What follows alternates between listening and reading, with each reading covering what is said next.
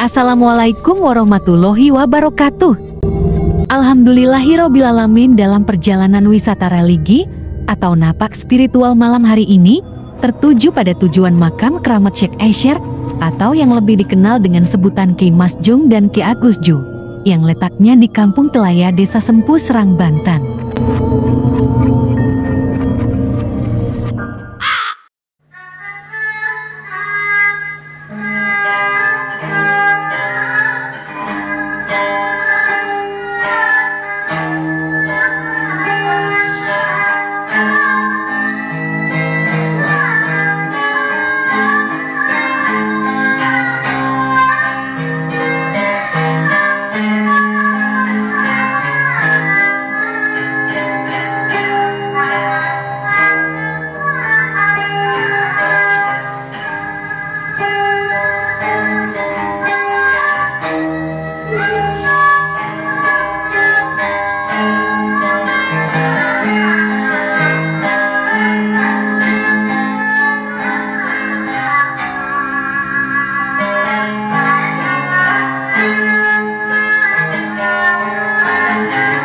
Kesultanan Banten, sebuah kerajaan Islam yang berdiri pada tahun 1526 Masehi, adalah sebuah negara yang pernah mencapai kejayaan dan kemasyhuran sampai ke benua Eropa.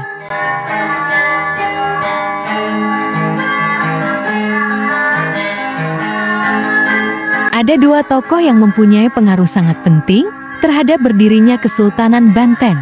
Dua tokoh tersebut adalah Ki Mas Jung dan Ki Mas Ju. Ki Mas Jung adalah orang Banten pertama yang memeluk agama Islam. Ia adalah pati dari kerajaan Sunda Wahanten yang dipimpin raja bernama Prabu Jayadewata, sedangkan Ki Mas Ju adalah adiknya. Dua tokoh tersebut, nama asli Ki Mas Jung adalah Ajar Ju, sedangkan Ki Mas Ju bernama asli Ajar Ju. Bagaimana nama mereka kemudian berubah menjadi Ki Mas Jung dan Ki Mas Ju? Berawal dari runtuhnya kerajaan Sunda Wahanten, digantikan Kesultanan Banten. Sultan Banten pertama adalah Sultan Maulana Hasanuddin, yang umurnya lebih muda dari Ajar Jung dan Ajar Ju. Untuk menghormati keduanya, Sultan Maulana Hasanuddin memanggil mereka dengan sebutan Mas. Dalam naskah Carita Purwaka Caruban Nagari, dikisahkan tentang usaha Syarif Hidayatullah Sunan Gunung Jati bersama 98 orang muridnya mengislamkan penduduk Banten. Secara perlahan-lahan, Islam dapat diterima masyarakat, sehingga banyak orang yang masuk agama Islam. Bahkan Prabu Surasawan, penguasa Banten saat itu, yang merasa tertarik dengan ketinggian ilmu dan akhlak Syarif Hidayatullah Sunan Gunung Jati, menikahkan adiknya, pada versi lain disebut putrinya, yang bernama Nyai Kawunganten, dengan wali penyebar Islam di Tatar Sunda tersebut. Dari perkawinan ini, lahirlah dua anak yang diberi nama Ratu Winang dan Pangeran Sabakingking Maulana Hasanuddin atau Sedakikin oleh kakeknya, Prabu Surasawan. Begitu sang Prabu wafat, kedudukannya diwariskan pada putranya yang bernama Arya Surajaya, yang bergelar Prabu Pucuk Umun, juga bergelar Ajar Dumas, yang kemudian memindahkan pusat pemerintahan di wilayah Banten Girang, tepatnya berada di sekitaran Gunung Pulosari Pandeglang, di bawah kekuasaan Kerajaan Pajajaran.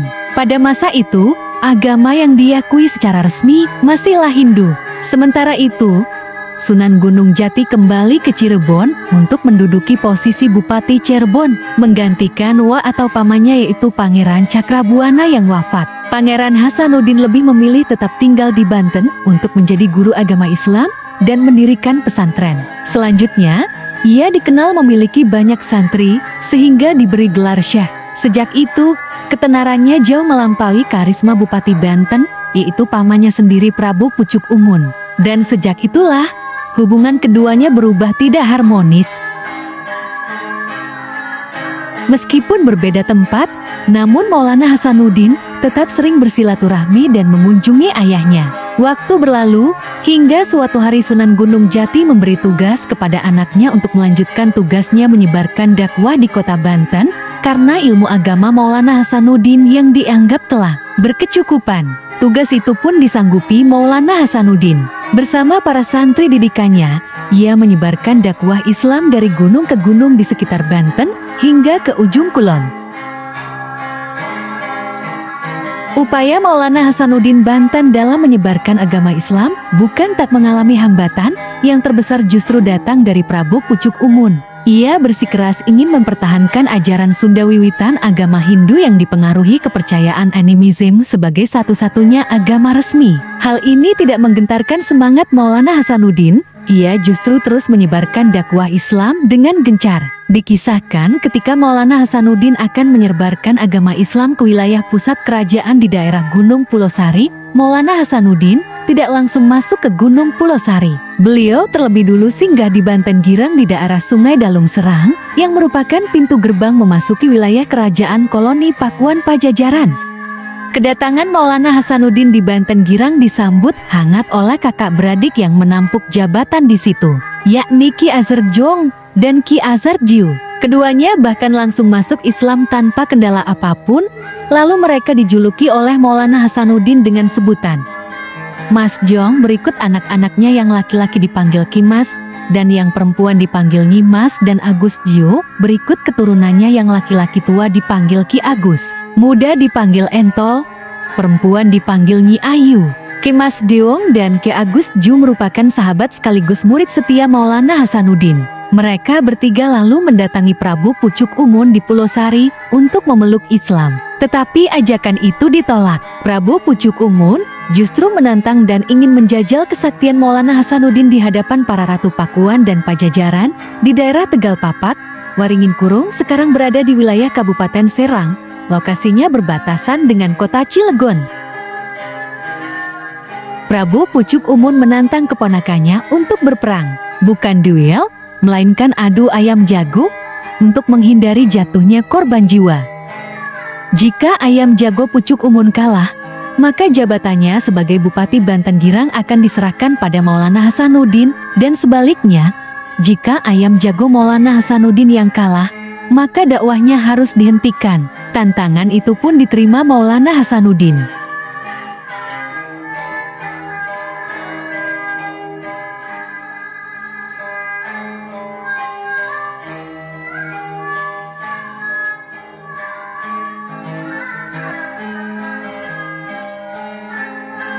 Duel dilakukan di lereng Gunung Karang dan dimenangkan oleh Maulana Hasanuddin.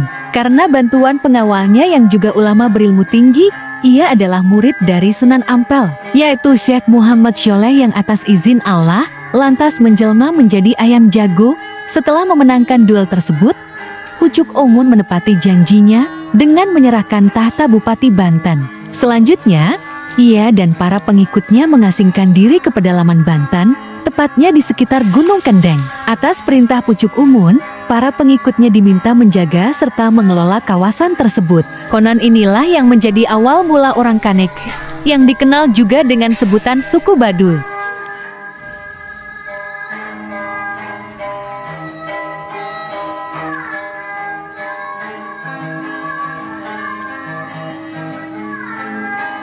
Sementara itu, para pengikut Pucuk Umun lainnya, yang sebagian besar terdiri dari punggawa dan pendeta, lantas menyatakan masuk Islam. Atas keberhasilannya, Sultan Hasanuddin Banten diangkat oleh Sultan Demak sebagai Bupati Banten. Pemerintahan di Banten Girang kemudian dipindah ke Banten Lor di utara Pulau Jawa. Dari sinilah, tangan dingin Sultan Hasanuddin terbukti mampu memajukan segala bidang. Ketika akhirnya Banten berubah menjadi kesultanan, Sultan Hasanuddin tetap dipertahankan dan resmi menjadi Sultan pertama Banten.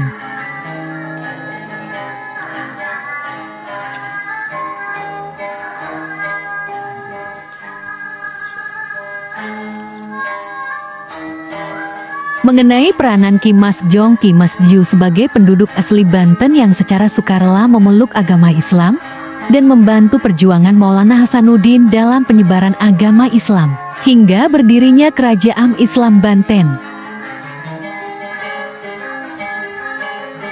Sebagai pemimpin baru di daerah Banten, Maulana Hasanuddin bermaksud mendirikan istana kesultanan. Hanya saja atas saran Sunan Gunung Jati, Maulana Hasanuddin diminta menunaikan haji terlebih dulu. Beliau pun berangkat haji setelah berpamitan terlebih dulu kepada muridnya Ki Mas Deong dan Ki Agus Jiu dengan pesan agar menjaga wilayah Banten. Di Mekah, Maulana Hasanuddin selain menunaikan ibadah haji juga berbayat tarikah Syatariyah yang juga dianut oleh Sunan Gunung Jati. Hanya saja tidak ada kejelasan beliau berguru dengan siapa di Mekah. Sekembalinya dari Mekah, beliau datang kembali di Banten menemui Ki Mas Jong dan Ki Agus Jiu. Beliau mengajak muridnya itu berkunjung ke Lampung menemui Ratu Darah Putih untuk mengajak masuk Islam. Ratu Darah Putih pun langsung masuk Islam dengan penuh kesadaran tanpa peperangan.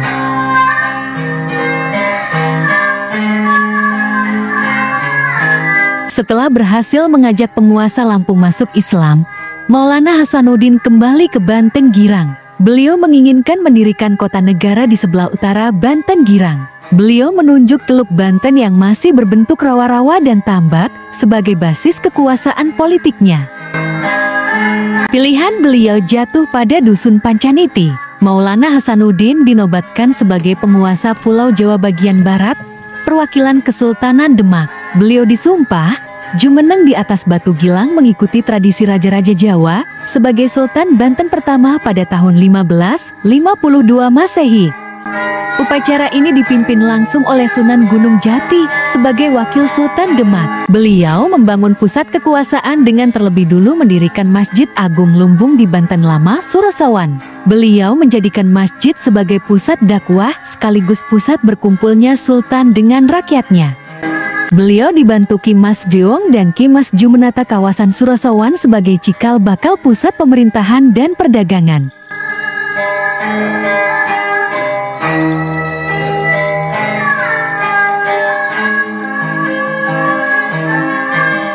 Maulana Hasanuddin adalah waliullah sekaligus raja yang arif dan bijaksana, sehingga disebut Panembahan Sabakingging yang berarti pemimpin yang bijaksana dan diterima masyarakat di mana saja. Beliau menundukkan lawan tanpa merendahkan mereka.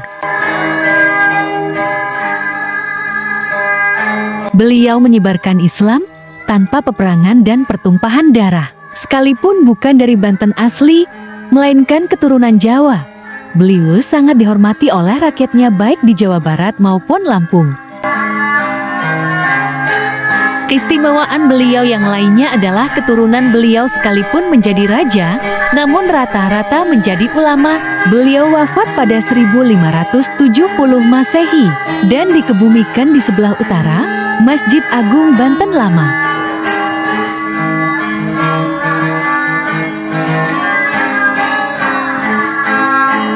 Sementara Ki Mas Jeong dan Ki Mas Ju dimakamkan di daerah yang sampai saat ini masih disebut sebagai Banten Girang. Lokasinya adalah di bagian selatan kota Serang di jalur yang menuju ke kota Pandeglang.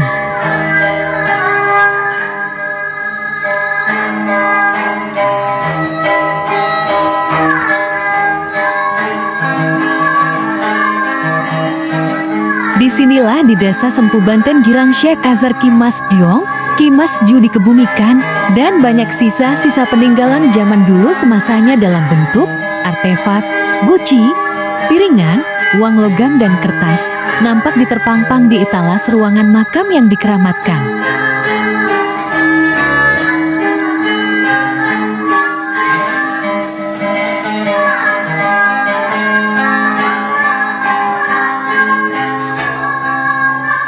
Benda-benda bertuah semasa peninggalan yang ada, dirawat serta dijaga oleh perawat makam, turun-temurun sampai sekarang masih dilestarikan.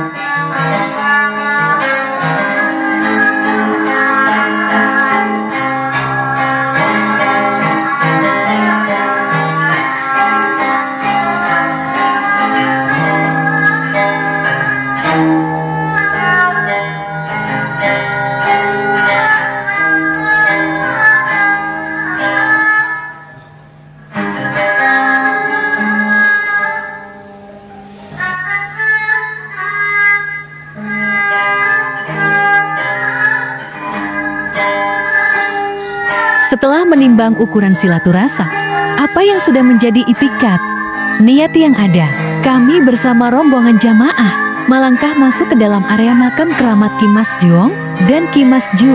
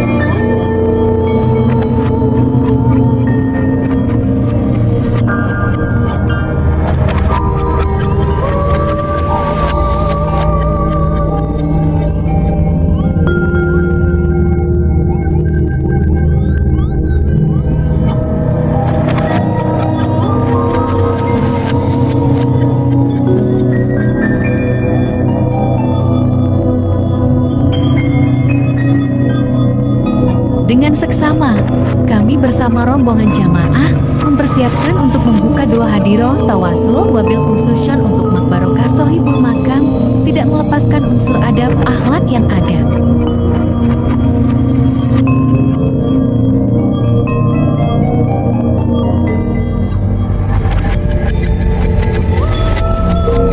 Untuk mengenal unsur tawasul yaitu tahu asal tahu diusul, meliputi doa hadiroh untuk para nabi, para khalifatur rasyidin, para malaikat-malaikat Allah, para imam-imam Allah dan para aulia, para ambiya, muslimin dan muslimat, mukminin dan mukminat.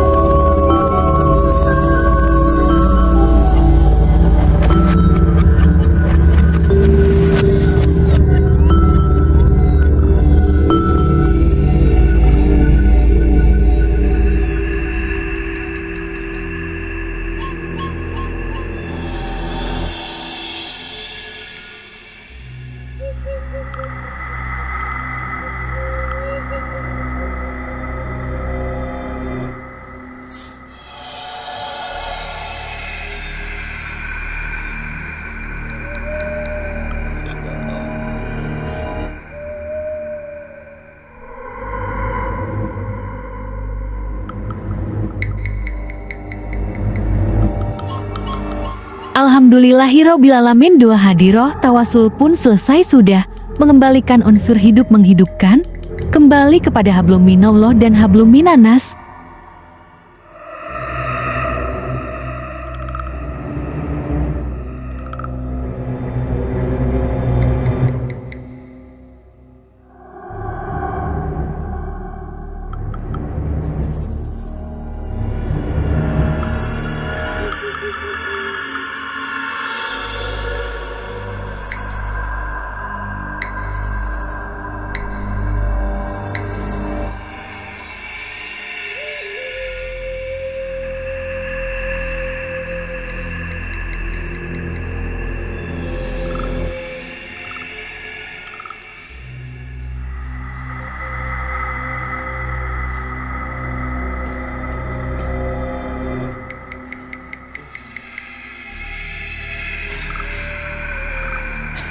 Tidak melepaskan hidup serah terima kasih yang ada, kami bersama jamaah pun siap-siap untuk beranjak keluar dari dalam makam keramat. Teriring empati rasa dan doa, semoga kita semua diberikan nikmat hidup, berkah selamat, lahir maupun batin. Amin, amin, amin, ya Robbal Alamin. Sampai jumpa lagi pada wisata religi berikutnya.